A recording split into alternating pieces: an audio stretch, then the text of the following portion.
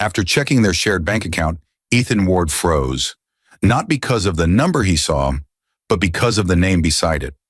$100 million transferred to Nathan Pierce, his best friend, the man who'd toasted at his wedding, the man he trusted with both business and blood.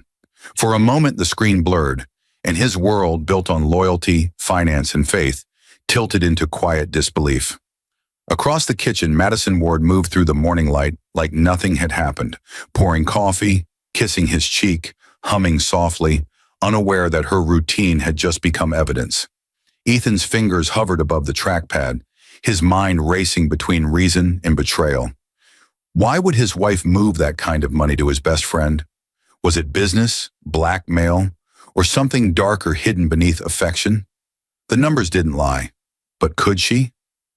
He watched her walk away, gym bag slung casually, and in that moment, curiosity sharpened into suspicion, love into calculation. But what would a man like Ethan, a strategist worth billions, calm as precision itself, do when the betrayal isn't whispered but wired? And when Madison returns home that evening, will she face the husband she married or the quiet storm she just created? The sound of her car backing down the driveway was the cue. Ethan exhaled through his nose, slow and deliberate. He clicked print statements, and the hum of the printer filled the silence like an echo of his heartbeat. 6 months of bank records rolled out in mechanical rhythm. He watched the pages stack up, each one a snapshot of trust turned transactional.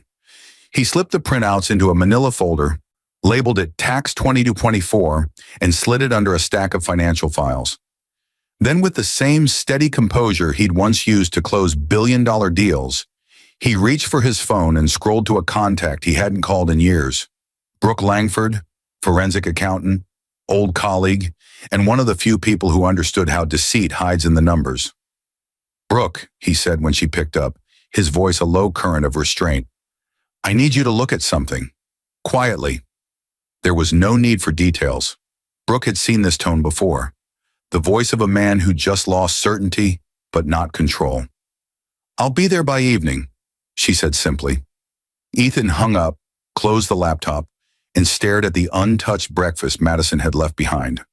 Scrambled eggs cooling beside 2 slices of toast. Ordinary things, but they felt staged now, like props in a theater of betrayal. He stood there for a while, letting the reality settle like sediment. Madison had been the kind of woman who made chaos look like elegance. Her laugh once filled their home with warmth. Her belief in him, in his rise from a small-time equity analyst to founder of Ward Capital, had been the foundation of everything, or so he thought. The memory hit him hard, a flashback to their early years in Boston, when she'd surprise him with lunch at his cubicle and whisper, "You'll run your own firm someday, Ethan. I believe in your discipline." Those words had shaped him. But discipline, he realized now, can also build walls around pain. By the time afternoon light stretched across his study, he wasn't thinking about heartbreak anymore. He was thinking about process. Betrayal was no longer an emotion. It was data waiting to be analyzed. At precisely 5:46 p.m., the doorbell chimed. Brooke Langford stepped in, her black briefcase in hand, gray-streaked hair tied back neatly. She didn't offer condolences or curiosity, only professionalism. "Show me," she said. Ethan laid out the printouts across the dining table. Brooke scanned them, pen tapping rhythmically, her brows furrowed. "This isn't random," she murmured. "The transfers started small, 50,000, then 500. She was testing access thresholds. The 100 million wasn't an accident. It was a culmination." Ethan didn't flinch. "Find out where it went and what connects them. Every layer." Brooke nodded. "And her?" He looked toward the window where Madison's white SUV was just pulling into the drive. The sun reflected sharply against the glass. "Her," he said evenly. "We'll study later."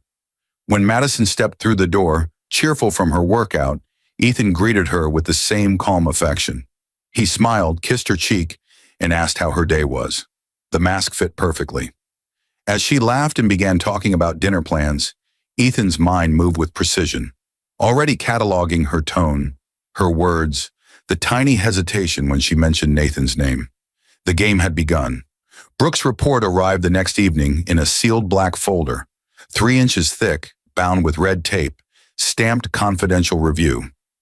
Ethan waited until Madison left for her evening spa appointment before breaking the seal. He didn't pour whiskey or brace himself with anything stronger than breath. The act itself felt surgical. Inside, the pages told a story in numbers, one that had been written beneath his roof. Transfers, digital signatures, secondary routing accounts, and a hidden lease agreement for a luxury apartment in Madison's name. Every entry was clean, precise, intentional. Brooke sat across from him, laptop open, her glasses glinting in the dim light. "She's clever," she said. "Used fractional transfers through shell subsidiaries. Each move disguised as consulting fees from Pierce Capital Holdings." Ethan's expression didn't change. "That's Nathan's firm." Brooke nodded. "Exactly. You've been financing them both." He leaned back, exhaling slowly. The betrayal no longer stung. It settled like ash.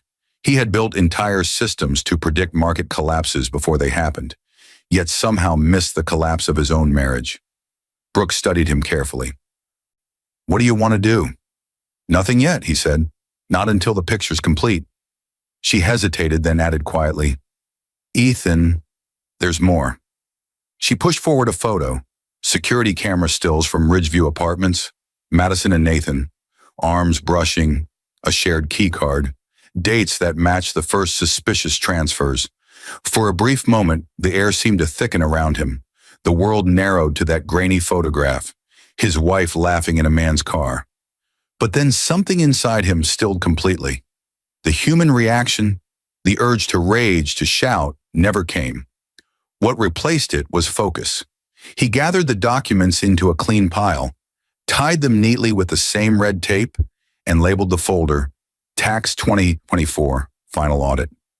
Then he smiled, faintly but genuinely. "Thank you, Brooke. Send me your invoice under Ward Family Trust. Keep everything encrypted."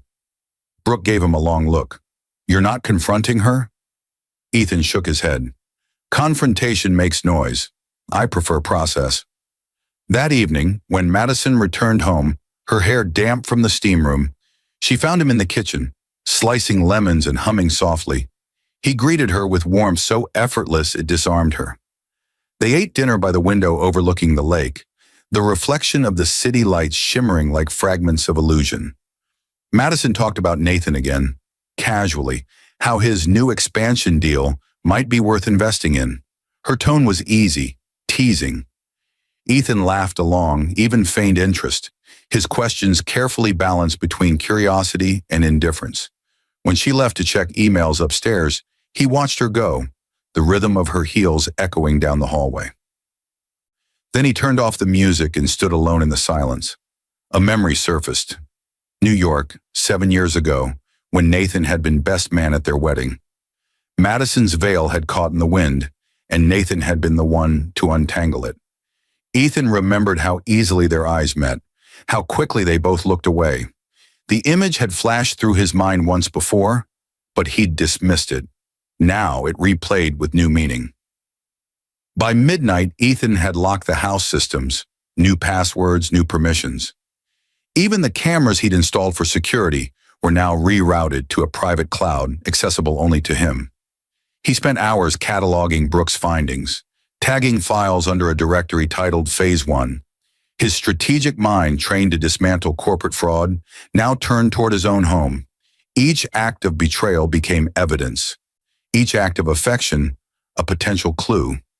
Before dawn, he placed a silent call to Cassandra Monroe, a high-stakes attorney who had once represented him in a corporate acquisition. "Cass," he said softly, "I need your expertise, but not for business." There was a pause on the other end before her voice came, measured, crisp. "Understood. How deep?" "Deep enough that she never sees it coming." When he ended the call, he looked toward the faint glow of the city through the curtains. Madison slept upstairs, unaware that the man beside her had already begun her quiet undoing. The morning would come with sunlight, coffee, and smiles.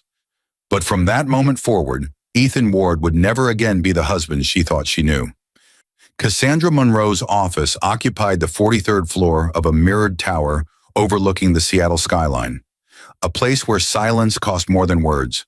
When Ethan stepped inside, she was already waiting, her jacket off, sleeves rolled neatly, a woman who preferred precision to decorum.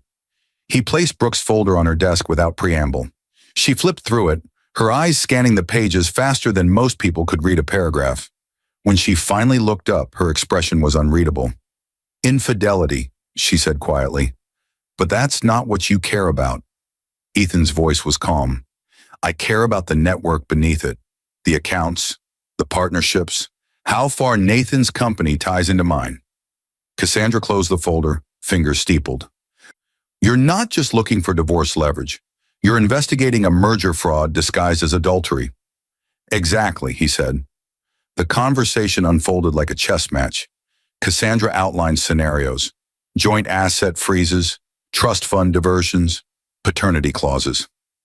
Ethan listened, nodding slowly, his responses precise and minimal.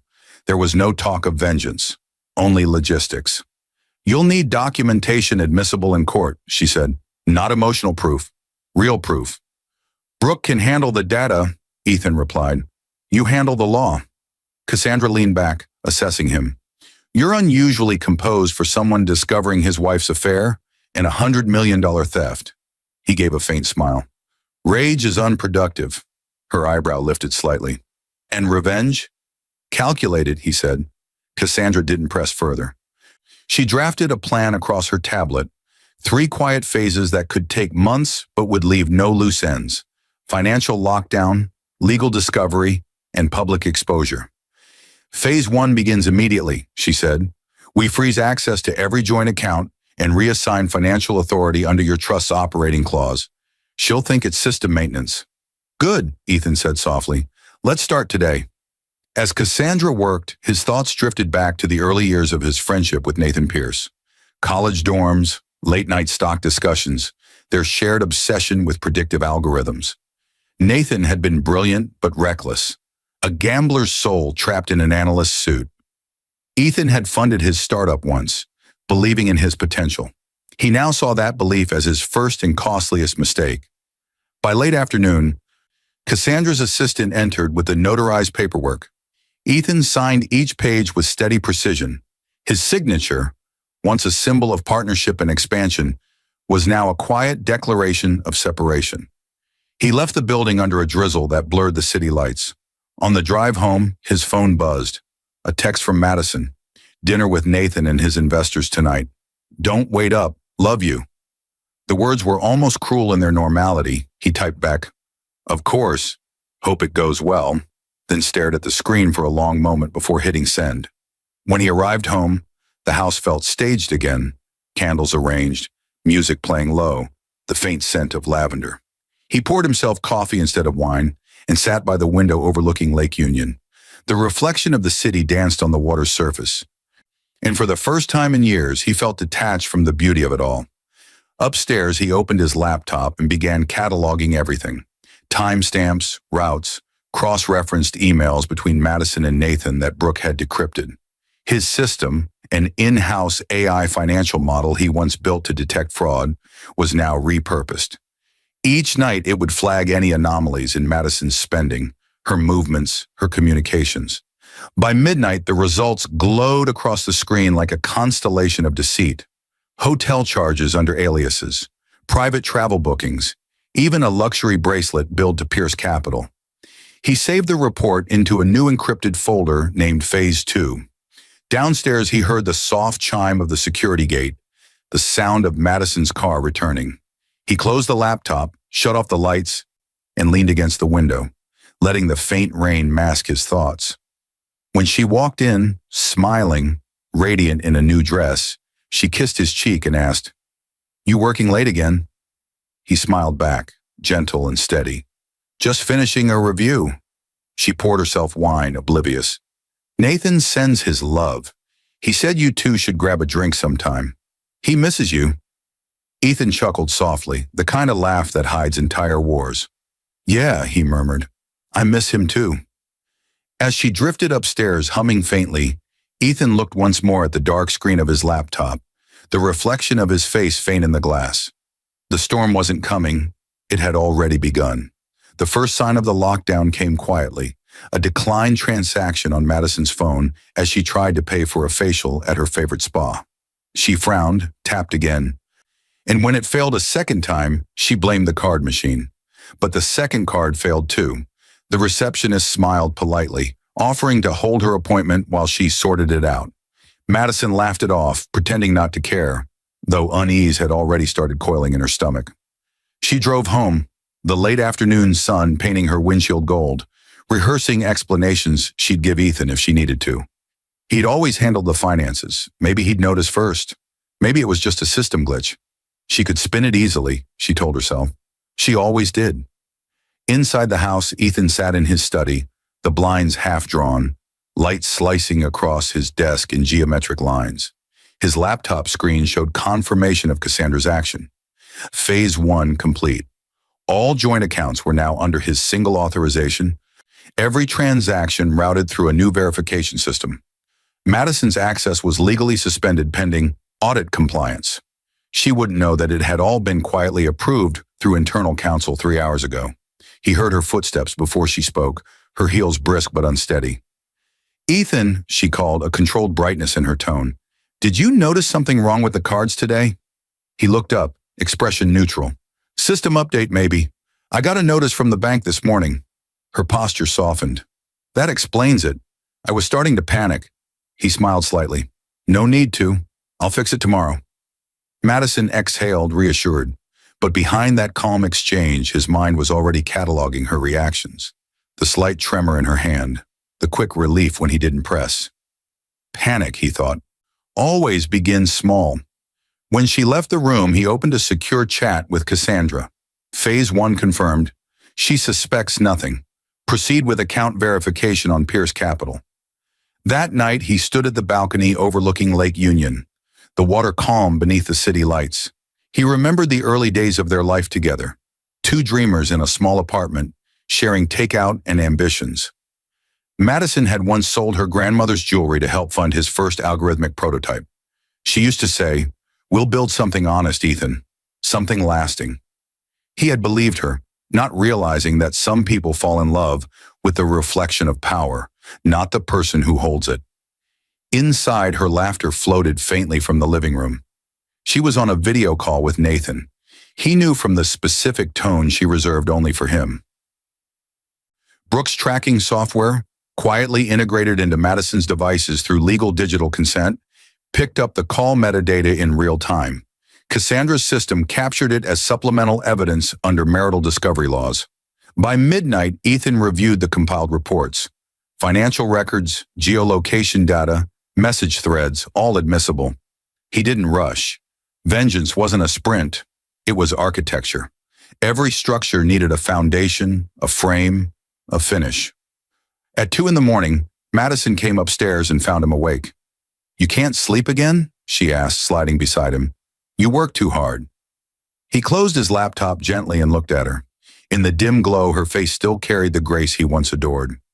"Some things," he said quietly, "are worth working for." She smiled, misunderstanding completely, and kissed his cheek before turning away. He watched her breathing slow, steady, and unguarded.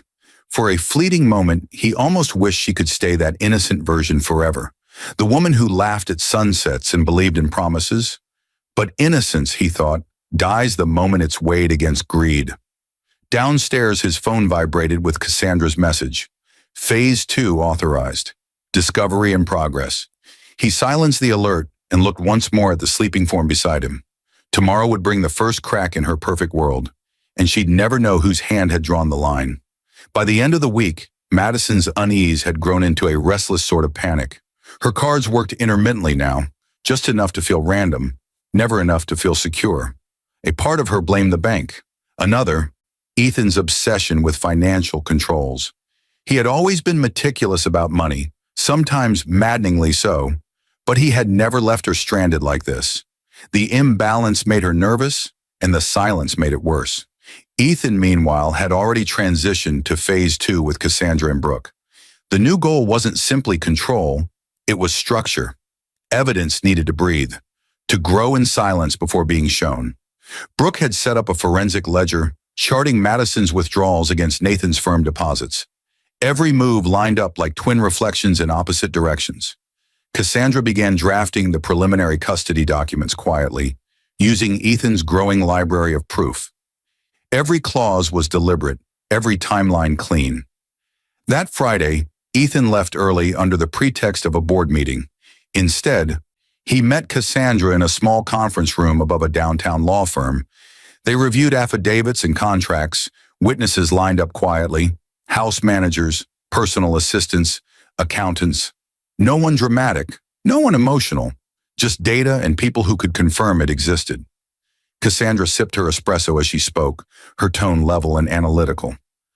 "When it's time," she said, "we'll have her pinned legally, financially, and publicly. But don't accelerate. Let her think she's winning." Ethan nodded. "She still thinks she's in control."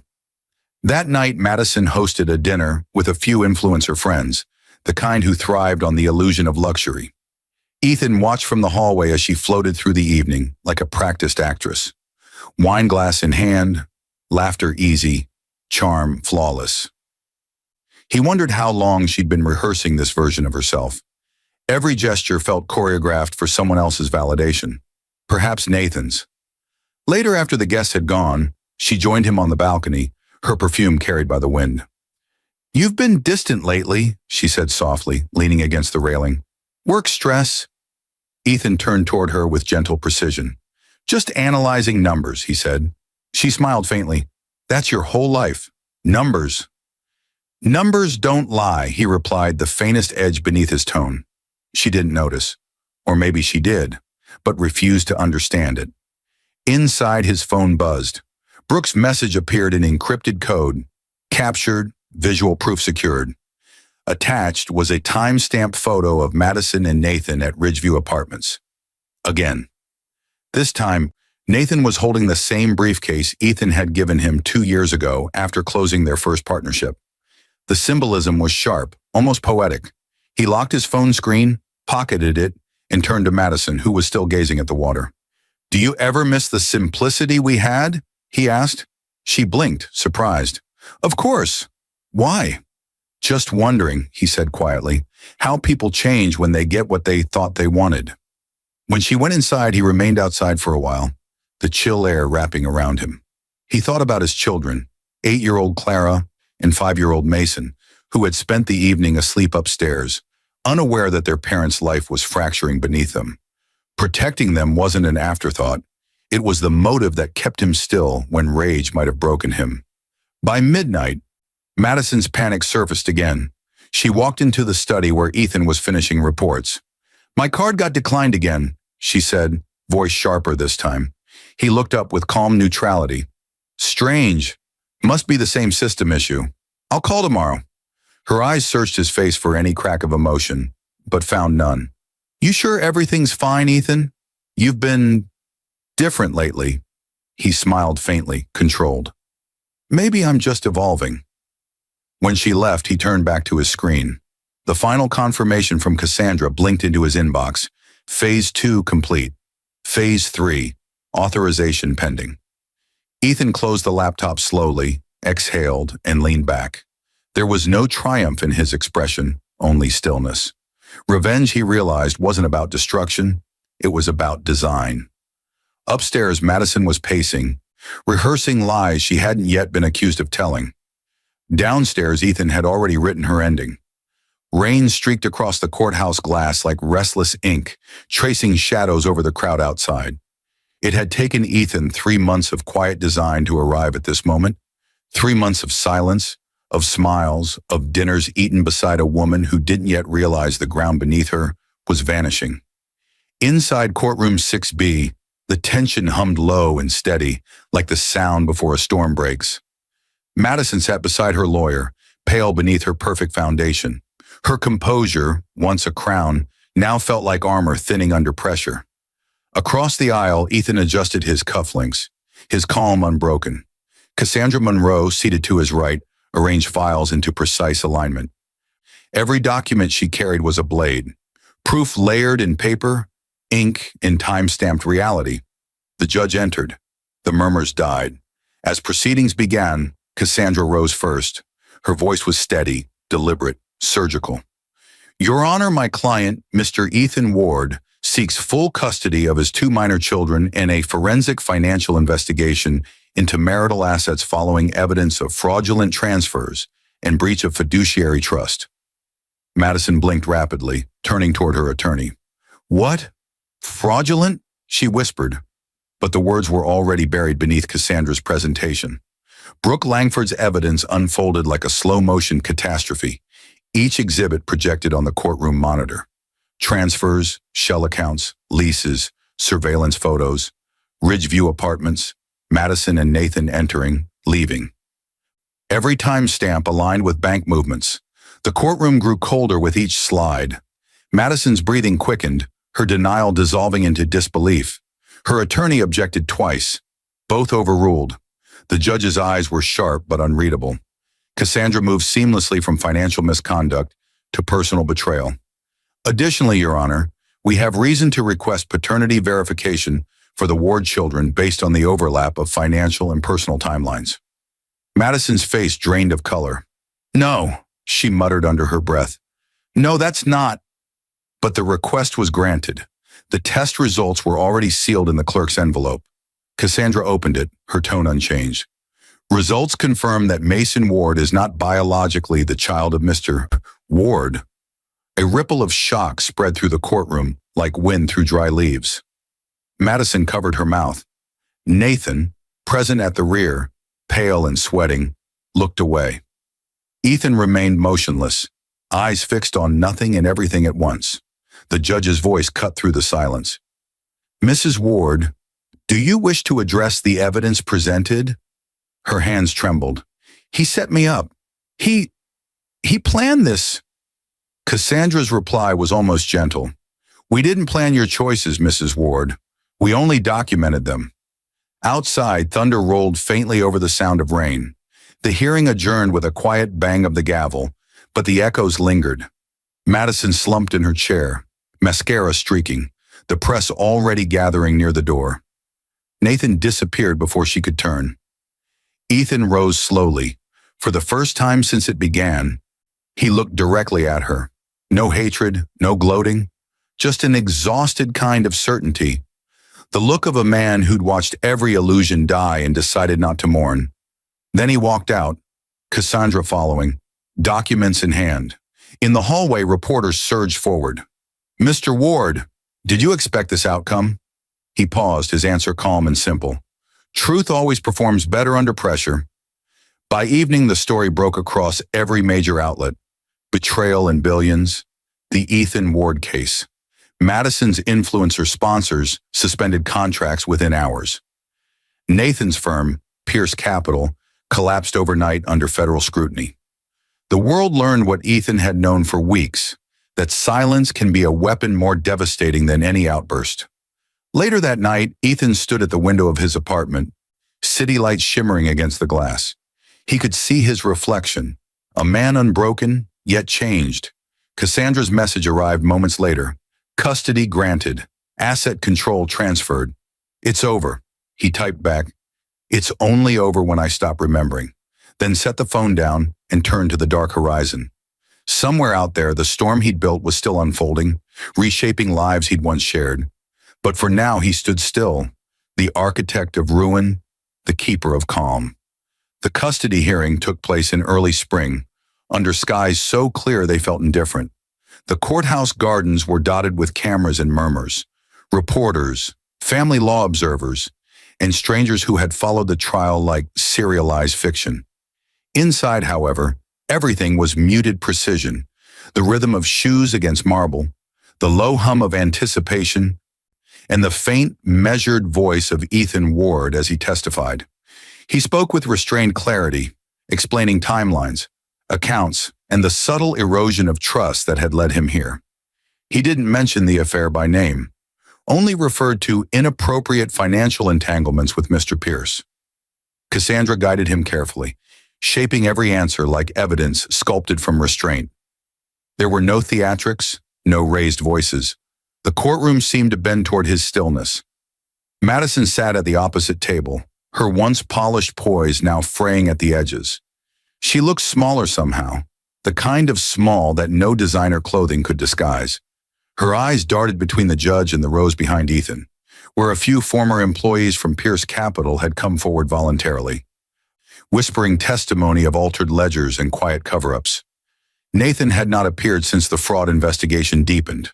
Word was he'd fled to Belize to avoid indictment. When the judge called recess, Madison caught Ethan's gaze. For a heartbeat, something human flickered there. Recognition, perhaps even apology, but it was gone before it could breathe. Ethan simply turned away, focused again on his children, who waited outside with a family counselor. Their presence was why he never let rage near his words. Back in the courtroom, Cassandra presented the final argument with the calm of inevitability. "Your Honor," she said, "this case has shown not merely infidelity, but a deliberate financial breach of trust involving marital assets. Mr. Ward's actions since discovery have been transparent, protective, and lawful.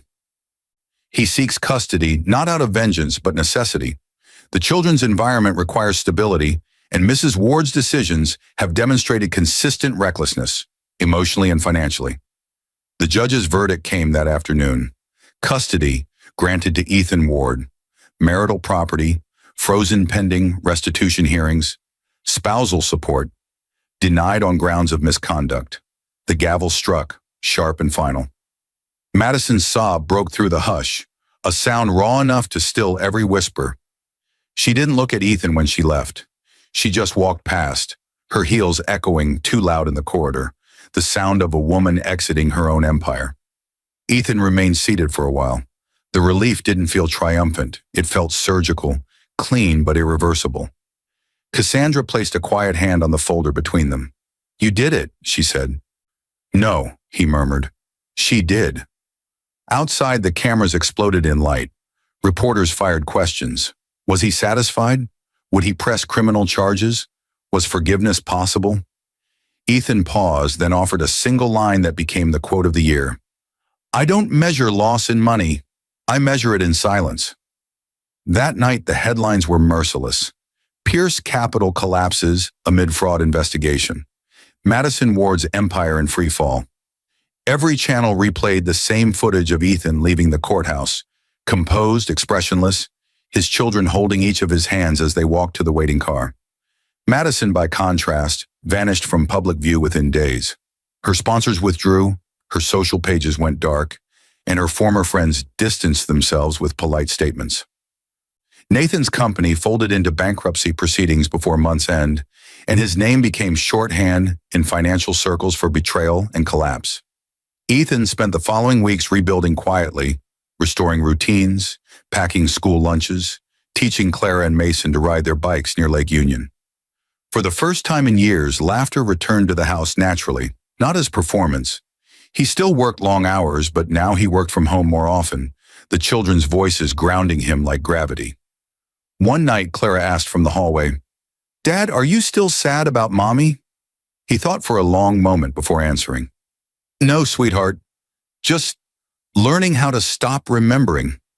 She nodded as if she understood, then ran back to her brother's room, leaving him in the soft glow of the living room lamp. Ethan leaned back on the couch, the quiet settling around him like truth. The man who once built fortunes now built something rarer, peace. By summer, the city had moved on, but Madison hadn't. The media's fascination had faded, replaced by newer scandals, fresher tragedies. Yet her name still lingered in search engines. Madison Ward, the fall of the financier's wife. Every headline told the same story from different angles. Betrayal, exposure, consequence. She lived now in a modest 2-bedroom apartment in Queen Anne, a steep downgrade from the Bel Air glass estate she once filled with parties and silk. The designer dresses had been sold quietly online to cover legal fees. The last of her jewelry, the emerald necklace Ethan once gave her on their 5th anniversary, sat unsold in a pawn shop window. Its price tag a cruel reminder that value can shrink overnight. Most days she didn't leave the apartment. She scrolled through old photos, rewound her life like a film she couldn't stop rewatching. Ethan holding Claire on his shoulders at Pike Place Market. Mason learning to swim. Her own laughter frozen in pixels. It was easier to study the memories than to live with the reality that she had been both architect and casualty of her own downfall. Nathan, she heard, had fled first to Belize, then to Dubai. The fraud investigations had intensified, investors were closing in, and warrants had been filed. His messages to her, pleas, excuses, apologies, had stopped abruptly 2 months ago.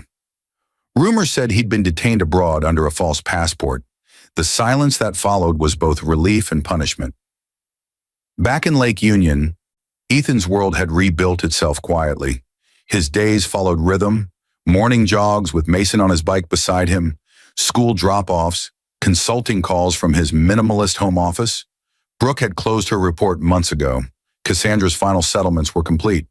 Ethan had paid every debt, returned every cent, and left nothing pending. Not legally, not emotionally. On a Sunday morning, he sat at the park while Clara painted on a sketch pad. Her drawings were all suns and boats and smiling faces. She handed him one and said, "That's you, Dad. You look happy again." He smiled gently. "Do I?" "Yeah," she said, squinting at the sky. "You don't look like you're thinking so much anymore." He didn't answer right away. The truth was, he still thought, just differently now. The noise of vengeance had gone, replaced by a quiet kind of order. He'd learned that justice, when patient, didn't shout. It arrived softly through balance and endurance. That evening, he walked to his study and opened a small package that had arrived earlier. A book, The Quiet Man, The Story of Ethan Ward by Claire Hammond. On the first page, she had written, "Some wars end without casualties. Others end with definition." He closed it slowly, setting it beside a framed photo of his children. Madison's face was cropped out, a decision Clara had made months ago while decorating the living room. He hadn't corrected her. At dusk, the reflection of the lake shimmered through the window. Ethan stood there for a while, watching the ripples fade. He thought of Madison, alone somewhere, perhaps finally realizing that her greatest loss wasn't the money, but the man who had never raised his voice even as he dismantled her world. Peace, he realized, wasn't the absence of pain. It was mastery over it, and in that stillness, he finally understood why revenge had never been his language. It had always been precision, patience, and proof. He turned off the lights and stepped outside, the children's laughter carrying across the yard. The air smelled clean, rain-washed, honest. He let the night take him. No anger left, no noise to silence, only the sound of life continuing. The quiet man had won, not by shouting louder than betrayal, but by outlasting it. When The Quiet Man hit shelves that September, it didn't just sell, it detonated. Claire Hammond's name trended within hours of the launch. Her measured prose had turned Ethan Ward's silence into myth. The cover, a grayscale photograph of a man's silhouette reflected in city glass, carried only a single tagline. He dismantled betrayal without raising his voice. Ethan found out about the book the same way the rest of Seattle did, through a push notification on his phone. He was in the middle of helping Mason with a math assignment when a headline blinked across the screen. Inside the mind of Ethan Ward, the billionaire who fought infidelity with precision, not rage. He almost laughed. He hadn't spoken to Claire Hammond in over a year. The last time they'd met, she was researching corporate accountability and had interviewed him about leadership under pressure. He had no idea she'd been piecing together his story from public filings, testimonies, and whispers.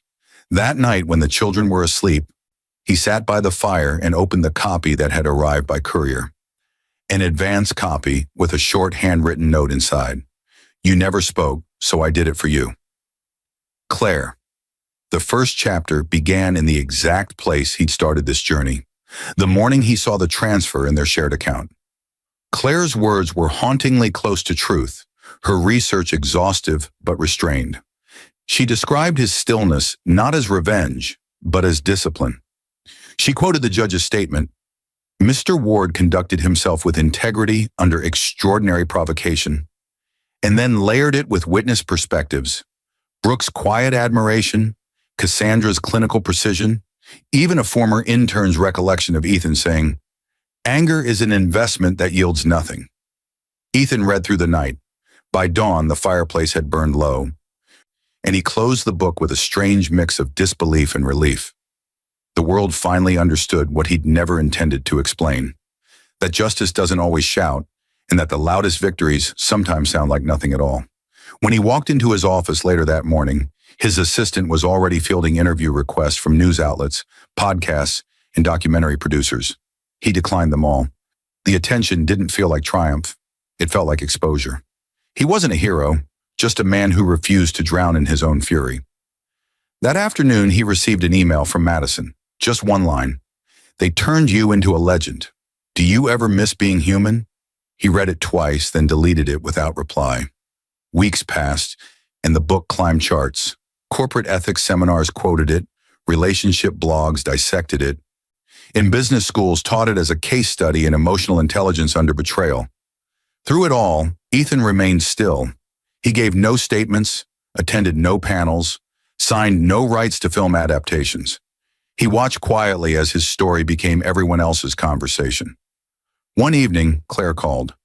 "You're the only man who ever made silence profitable," she said, half joking. He smiled faintly. "No," he replied. "I just learned it costs less than chaos." When he hung up, he looked out at the water again. The lights shimmered softly, reflections never still, but always returning to form. Mason's laughter drifted from upstairs, mingling with Clara's piano practice. This was his language now, not vengeance, not legend, but life continuing. He opened The Quiet Man one last time and underlined a single sentence. Revenge fades, but structure endures. Then he set the book on the shelf, turned off the lights, and let the quiet reclaim its rightful place. It started with an invitation, printed on heavy cardstock, sealed in deep navy wax. Claire Hammond requests the presence of Mr. Ethan Ward at the Seattle Art Institute for the launch of the documentary adaptation of The Quiet Man. Private screening and reception to follow. Ethan held the card in silence for a long while, fingers tracing the embossed lettering. He hadn't expected Claire to go further than the book. He'd given no permissions, no interviews, but technically everything had been public record. Still, something in him hesitated. The story had already left his hands. Now it was being curated, dramatized, consumed. He didn't want to be anyone's parable. That evening, he stood by the lake with a coffee, watching the sun slip behind the skyline. Clara and Mason played nearby, laughing as they tried to skip stones. He thought of how far they'd come from that courtroom day, the slow rebuilding of their world, the rhythm of peace.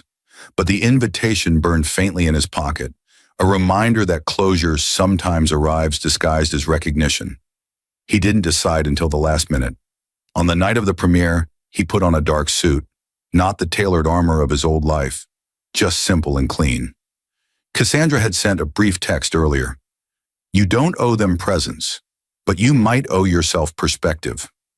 The theater was dim and reverent, the kind of place where silence felt sacred. Claire spotted him immediately when he entered.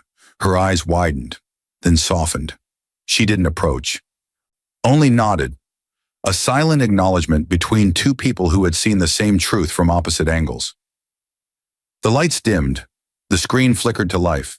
The documentary began not with narration, but with that same image, a man sitting alone in his kitchen, bank statement glowing on the screen. The camera lingered on the tremor in his hand, the sound of the printer spitting out evidence, the hum of quiet betrayal. Ethan felt his chest tighten, remembering the weight of that first discovery, the moment the foundation cracked but didn't yet fall. Then came the testimonies. Brooke describing how his calm scared me more than any anger could. Cassandra recounting how he didn't just build a legal case, he built a map out of his own heartbreak. Even the judge's voice, clipped and factual, Mr. Ward displayed restraint beyond expectation. When Madison's segment appeared, the room shifted. The footage was grainy, captured months ago, her first and only public statement since the trial. She sat by a window, face bare, voice subdued. "I thought power was freedom," she said quietly, "but power without honesty is a prison. He never raised his voice at me, not once. That silence still follows me." Ethan's breath caught just for a second. He didn't expect sympathy, but hearing her say it aloud closed something unfinished inside him. The final scene faded into Claire's voiceover. Sometimes the storm doesn't roar. Sometimes it rearranges the sky until the light finds its way back. The credits rolled. Applause broke out around him, soft but persistent. Claire approached afterward, eyes searching his face for approval or anger. "Did we do it justice?" she asked. He considered the question, then smiled faintly. "You made it honest. That's enough." They stood there for a moment, watching the crowd disperse. The journalists, the critics, the curious. Somewhere behind them, Madison's voice from the film repeated in a loop for interviews. As Ethan left the theater, the night air felt clean. The cameras followed him briefly, hoping for a quote. He gave them the same quiet answer he'd given the world before. Some stories finish best in silence. Driving home, he passed the familiar turn toward Madison's old neighborhood. The windows of her apartment were dark, the street empty. He didn't stop. The past was no longer a weight. It was a landmark he'd already passed. At home, Clara was asleep on the couch. Mason curled beside her. Ethan knelt, pulled a blanket over them, and watched them breathe. For the first time since the betrayal, his heart didn't feel like armor. It felt alive. He whispered softly to himself, not as a vow, but as truth. Peace isn't the reward, it's the rebuild. Outside, the lake reflected the stars, and the quiet man finally, fully, let the night hold him. It happened on an ordinary Wednesday morning in October. Ethan was at a cafe downtown, one of those quiet spots where people pretended to work, but mostly watched the city pass by, when he saw her reflection first. Madison, standing at the counter, ordering coffee. No cameras, no entourage. Just a woman alone, hair pulled into a low bun, eyes fixed on nothing in particular. He almost didn't turn, but she noticed him first. Their eyes met in the glass, a split second of frozen time. Recognition mixed with something softer, almost gratitude. She hesitated, then walked toward his table. "Ethan," she said, her voice tentative, as if testing whether she was still allowed to use his name. He gestured to the empty seat. "You can sit." She did carefully, her hands wrapping around the coffee cup for warmth she didn't seem to feel. The silence between them was heavy but not hostile, more like the quiet between two people standing where something once burned. "You saw the documentary," she said finally. "I did." "Did you hate me more after it?" He shook his head. "No, I didn't feel hate. I just saw it all from outside for the first time." She nodded slowly. "I didn't expect them to use that interview. Claire said it would be anonymous." "She told the truth," he said. "That's rare enough." Madison's eyes dropped to her cup. "I'm not asking for forgiveness," she said softly. "I just wanted to say I finally understand what you were doing. I used to think your silence was cruelty, but it wasn't, was it? It was control." Ethan looked at her for a long moment. "It was survival." Her lip trembled. She bit it to keep composure. "I ruined everything we built, and I don't even know why. Maybe I thought money could fix what I didn't know how to feel." He didn't interrupt. He'd learned that some truths were better spoken into air than answered. Madison took a breath, eyes glistening. "I see you with the kids sometimes. You're good with them. I'm glad they have you. Clara drew me a card on Mother's Day, left it in the mailbox. I didn't open it. I couldn't." "She still loves you," Ethan said quietly. "So does Mason. I never changed that for them." She blinked fast, tears threatening. "You could have destroyed me completely. You had the power. Why didn't you?"